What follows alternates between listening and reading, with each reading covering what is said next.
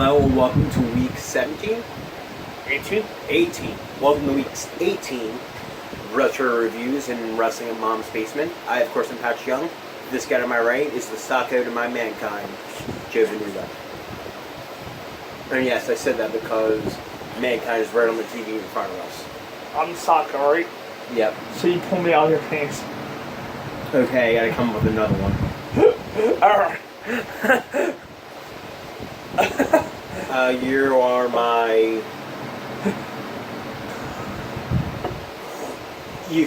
You're my black vest to my Austin. There we go. Yeah. That's more appropriate for this review. Yeah, I'll just drape you over my shoulders to the point of my palms. Yeah. This is our WrestleMania 13 retro review. Mm-hmm. And it happened 20 years ago. Now. Yep. On March 23rd, 1997. 20 years ago. You already said 20 From years ago. March 23rd. It says over 20 years now. Yes. The location was the Rosemont Horizon, Chicago. That's in Illinois. That is actually held for WrestleMania. And the attendance was 18,197, and commentators were Vince McMahon, Jim Ross, and Jerry Lawler. There's a restaurant case that this is the night where the Attitude began, unofficially. I'm not sure if that's the case because of WrestleMania 14, but based on anything else for second place. The alleged main event here, I say alleged, is Sid defending the world title against The Undertaker. Yeah, but it should be alleged. But in reality, it's also versus Hart and Battle of the Generations in a submission match. The match is a dark horse candidate for the greatest match of all time. Yeah. So, well, not really dark horse, but compared to all the greatest match of all time, it actually is my second favorite match of all time, I believe. Off the top of my head. It's my favorite match of the 90s. So, Yeah, oh yeah. So, well, let's get on to it. The open video tells about the tradition of WrestleMania, but mentions that there's a new force in the company. It's not a person, but rather an attitude of vengeance and a lack of respect. Open match Goblins versus Doug Furnas and Phil LaFon. Don't know why my font's all messed up. Versus the Headbangers versus the New Blackjacks. I believe this was a normal contenders match too. For the championship. For the tag team titles. Yeah. Excuse me, I finished my little script over here. Why will they have the title match? Why would you have a contenders match before the title match on WrestleMania? You could do this on Raw before WrestleMania. And they probably need to fill out the card. Yeah, that's true. Or else we would have gotten like 40 minutes of Taker. So. Oh yeah, that's a good point. Alright, there we go. And it's under elimination rules. Plus they were running scared from WCW discipline, so Yeah. common sense is right out the window. The Blackjacks are Barry Windham and Bradshaw. We get some clips of the originals for the sake of old school. The new ones say they're back and they'll beat up all the small people. Naturally, it's a big brawl start with all 8 guys fighting ones. We finally get down to Henry versus Bradshaw, which is a match that's haunted many of them nightmares over years. Yeah. A big clothesline puts Bradshaw down and it's quickly off the Thrasher. Bradshaw still has his vest on. He runs over Thrasher, and there goes his vest. And interested in mid strategy, Bradshaw tags in Phineas for more well known as Minion, but then punches him in the face. Awaringly known as Naked Midian. Right. Phineas pounds on him a bit more, but brings him Mosh to face Thrasher. Jerry makes fun of Vince's knowledge of rock music, saying Vince's favorite rock band is Mount Rushmore. And there's some slam dancing, for lack of a better term, because they would literally slam each other and then start dancing. It's ulted LaFon, who got caught in double flat jack for 2. That does a nice little result of Furnas Windham with the forehand quick run for 2. Windham hits a kind of power on takeover. Bradshaw comes in, helps his partner beat down LaFon. With the help of his partner, Bradshaw suplexes Phil out to the floor. The 4 members of the 2 teams head to the floor where Bradshaw shoves the referee, and LaFon and Furnas are counting out. Then lost 2 eliminations. So you got Headbangers versus the Goblins now, and Thrasher gets to be in trouble first. And it was pretty clear that Vince had no idea which of the Headbangers is which. It's probably true. He doesn't know which one's which. Thrasher starts right back, so he thing is spit. I'm not a big fan of the headbangers, but I've been a fan of wrestling since like a year before this time period, and I'm not even sure which one's which. You met one. And I met one. Yeah. Thrasher starts right back, so he thing is spit on each other. This implies that Phineas is into bestiality. Which is an image I really didn't need. I don't think anyone needs that image. Ultimate Mosh versus Henry. But a clothesline by the Goblin puts both guys on the floor. Mosh gets back against Henry's on the apron and Lale and the headbanger his springboard clothesline take Henry back down. Lord keeps up the rock music jokes by saying Vince thinks Fleetwood Mac is a new burger at McDonald's. Thrasher versus a moonsault and it's off to Mosh versus Phineas again. Phineas loads up the slump drop, reverse CT.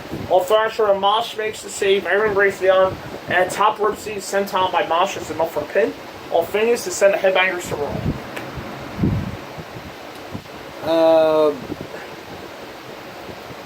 I'm just gonna say this match wasn't horrible. This is the match I thought you were talking about earlier. I actually forgot about the actual tag team title match. Oh. So this was actually I thought you were talking about this. Oh, okay. This match wasn't horrible. That's why I was confused when you said for the people that were in it. Yeah. I was like, well, it's for great work or something. Yeah. We'll get to that, yeah. Yeah. Yeah. Well, I didn't say that. I'm switching the two matches. Yeah. Yeah, that's probably the biggest compliment I can give it. It wasn't horrible. Okay. This is probably the best match you can get out of all 8 guys. Yeah. So, but I wouldn't necessarily say, hey, you need to go see this match. It was there, and it wasn't horrible. Mm-hmm. For me, this shows where the tag division was at this point. There were indeed several teams fighting over the titles, but that doesn't listen for any series matches in the division. The headbangers were different, but not on a great team level. And the Goblins were way past their expiration date at this point. If they had expiration date. Don't worry, they'll hold on to them as long as they can until 1998. Not much to see here, but was fast paced. Where they become Southern Justice. In fact. 3. I gave it a D. C minus. There was an in your house ad. Call the hotline. Not from in your house, just call the hotline. Honky Tonk Bears here. Yeah, I believe it was Brian Pillman and Sonny interviewing Shawn Michaels. Yeah. Honky Tonk Bears. Sounds like an interesting interview, I'm not gonna lie. Honky Tonk Bears here, someone for his new protege. He'll be doing commentary for the next match. Intercontinental title, Rocky Maivia versus the Sultan. Maivia is defended, and Sultan is more famous as Rikishi, and has Bob Backlund and Iron Sheik at his corner. Lawler tells Honky not to pick Rocky for his protege because there's no future there.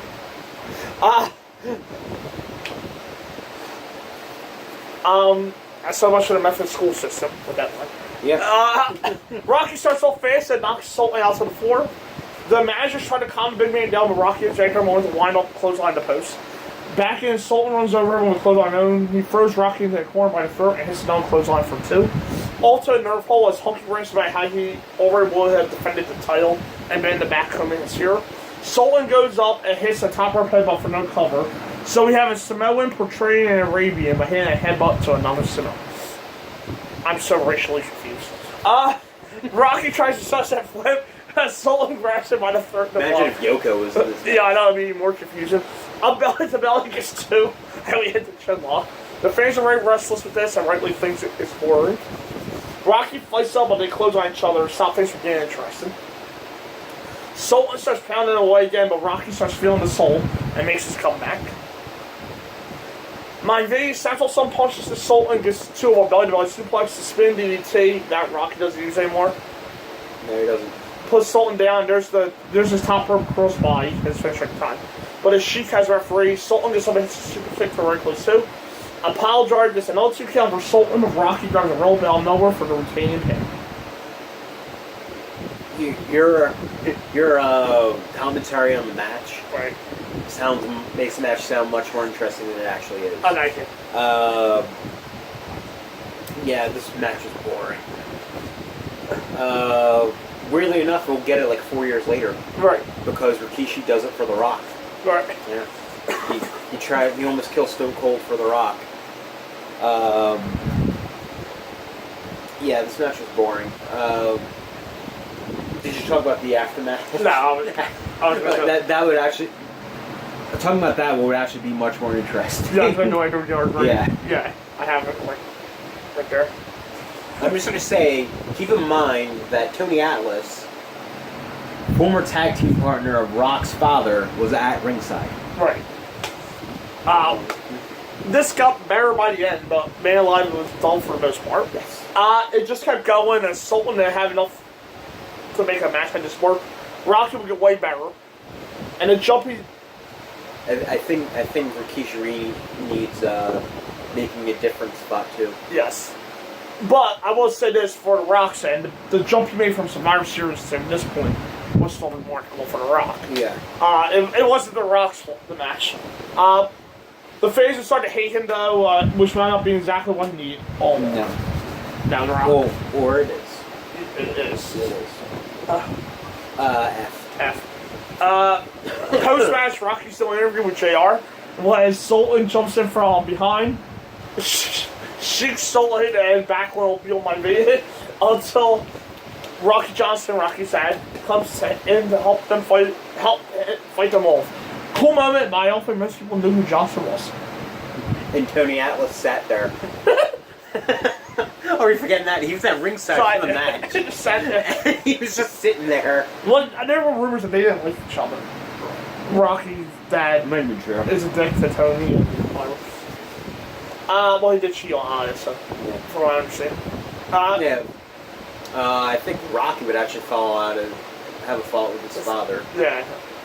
At some point. I think they're back to better terms. Yeah. Not to get all racially involved here, but I believe that's why The Rock always makes WWE consider more of his Samoan heritage. Because he doesn't want to be connected to his dad, as much as he is his mom and his grandfather's side. Yeah. With Peter Maybe. That's what. Because when everybody says The Rock, they always focus on The Rock's Samoan heritage. I think it's more personal issue for The Rock. Yeah. Because back then they embraced it. The Rock was both. Well, anyway, speaking of racially insensitive or racially blurry things, there's more on that later. Yes. Ken Shamrock, the guest referee in the submission match, says that he'll call down the middle. He's here because he's a submission master, which he actually was as a former UFC World Champion. Doc Hendricks, with a loud echo on his mic, is with Triple H in China. Triple H loves to fake his relationship with China as ending Doc's business. Hunter Helmsley versus Gold Medals. This feud just kept going for months on end. But we did get China out of it by then. Goldust crosses down, does his mind game shit before pounding on Triple H. This is a very personal rivalry, apparently. What the rivalry is about isn't important enough to explain. Goldie pounds one in the corner and hits a fast town drop before sending Triple H to 4 Triple H on apron, so Goldust gets slammed on the ropes and double cut. Now, the not yet game is tied up in the ropes with his feet dangling over the floor, and Adri's free. Goldust clotheslining back inside of this, calling the face buster to slow things down. That does a nice long though, as Goldust pounces Triple H down, goes on top. Triple H comes back and crouches to goal one before sending him off the top and face first an apron. Back in, Triple H is in control, ripping open Goldust's clothes to chop at the bare chest. A hard whip into the other corner pulls Goldust down again. There's a swing that breaker for 2. Ulta and Donald stretch and Triple H goes up to an arm trap chin lock. Helmsley guards a few covers and can't keep Goldust out for 3. Goldie comes back with a near low blow and uppercut to the face. None of that even matters, so Triple H comes out with a suplex and knee drop for 2. Goldust is like movie references and chops one in the corner. But Triple H knocks him right back down. A small package goes through for Goldust, but Triple H takes over again, almost immediately. Goldie comes out with crossbody for 2, but they hit head to head to put both guys down. Triple H goes on top, but jumps into a flying, I think, should we say, a hip attack from Goldust to put him back down. China keeps steering the ring without moving much more than her eyes. Triple H fishes a charge into the corner and gets pulled back out by a backdrop. Goldust's bulldog goes to his China starts walking around the ring. Triple H escapes the curtain call, reverse suplex, but Goldust counters the counter to a slingshot. He loads up the curtain call, but sees China near Marlena. Marlena jumps up on the apron, but Goldust knocked into her, sending Marlena into China's arms. The pedigree ends Goldie quickly. While China's Right now. jab is really shaking Terry. Which actually may be the best part of this match. Yeah. I thought this match was good. However, it's sort of forgettable. I remember liking the action. I thought it was fine for what they were doing.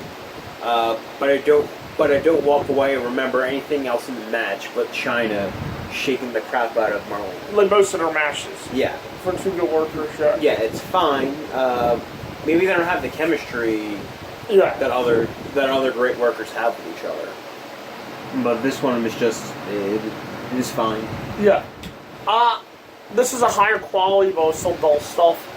This was a really bad period for Triple H, as he wasn't having interesting matches, and wasn't in DX yet to let him be funny either. Yeah.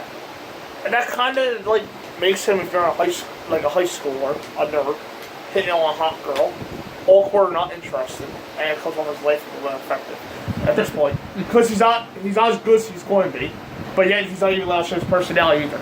He's literally right in the middle. Triple H was awkward and not interested at this point. He didn't have to take great matches. You know, I like the gimmick. He didn't have to take great matches in himself. His best match might be with Mark Miro. Actually, I'm going to say it's about to come for him in his feud with Mankind Cactus Jack. That is something to on himself. Yeah. Nothing to see here as usual with these two. I don't remember too much chemistry with that. My grade for was a C. I give it a C minus. Shawn Michaels is still trying for AOL. Alright, The infamous GIF. tag titles, Ellen Hart, British Bulldog versus Mankind Vader. This was the match I was talking Yeah. Ellen and Bulldog were defending and had to do a Paul Bearer managing the challengers. JR tries to cause trouble among the tag champions by asking Bulldog if he's made over Ellen, saying he's smarter than Bulldog. Bulldog is also European champion here. Having beat Ellen for a few weeks ago in a masterpiece.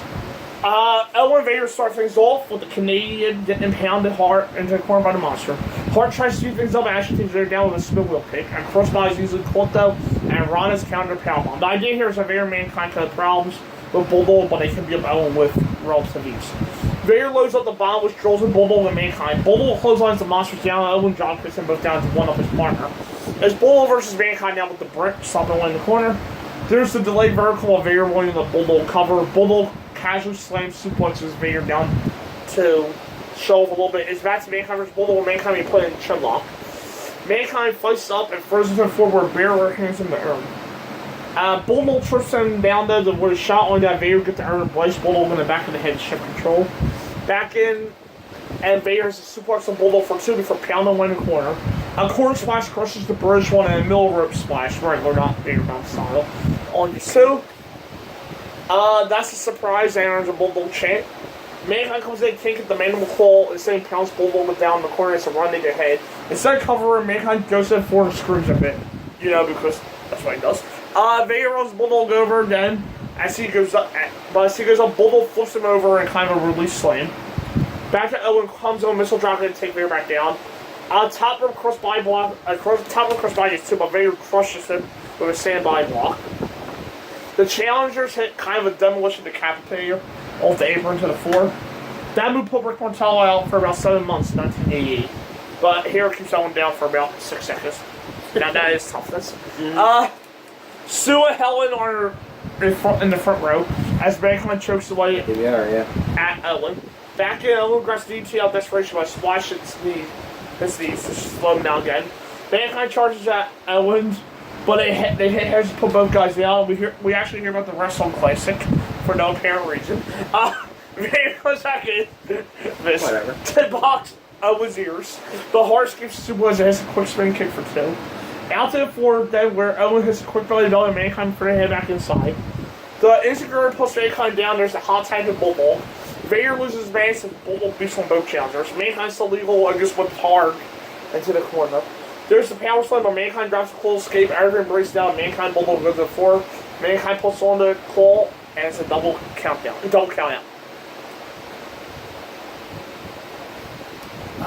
This match is pretty good to me. It's definitely far and away better than the tag match we previously got. So out of the tag divisions, it's probably the best you're you're actually going to get. All four guys that I thought put on a heck of a show. Of course, look at the four names in the ring. So I thought it was pretty good. I might be overrating it. Wasn't doing great, but after an hour board of stuff, this was a nice breath of fresh air. That is true. Yes. The story here was shaky, but worked well enough with his concern. I'm not sure why this match happened, as I don't remember any build up to it at all. And with a normal contenders match earlier in the night, I really don't get why this match happened. Still, though, not bad stuff. I ended up giving it C+. I give it a B-. Mankind refuses to let go of the hold. And we recap Burn vs. Awesome, which is the real main event of this show. If you think about it, it's also... This is their second option. Their second option. Because it was supposed to be Sean and Brett. Right. And just think of it, the story actually came off really good. Right. Even going into Mania. Yeah, so this could have been the championship match of these. Where Brett's angry that the WWF's changing without him. It's a very unique story. Yeah. So Britt was all awesome and such. By here was time WrestleMania last year. Britt took 6 months off to whine. Then he came back and felt that he kept getting screwed over by everyone from Sean to Austin to Vince. That could never happen. That would happen like in about 8 months. 7 months later. Also, is leading charge of disrespect by saying Britt was just a crybaby anymore. This led to a masterpiece between Austin and Britt. That's our shows. Yeah. That made everyone realize Austin was for real on the next big thing. Hart barely won, but he kept snapping and even hit Pat Patterson, the symbol of respect and tradition.